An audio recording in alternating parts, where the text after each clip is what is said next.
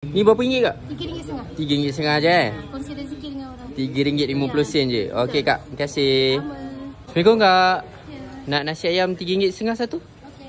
Okey, boleh. Oh, ni nasi ayam je kak eh? Mana saya? RM3.50 kak eh? Ya, RM3.50. Oh, murah kak.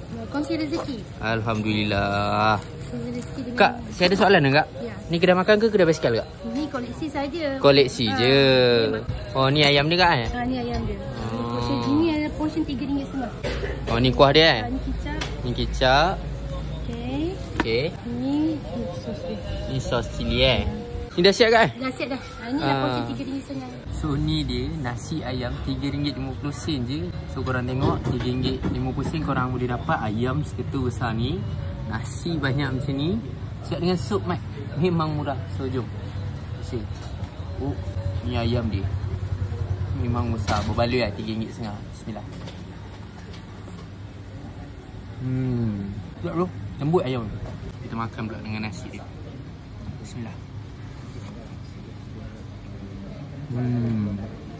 Sos dia berasa, kicap dia berasa, and sup dia bukan sup jenis yang sup kosong lah. Dia ada sup rasa ayam.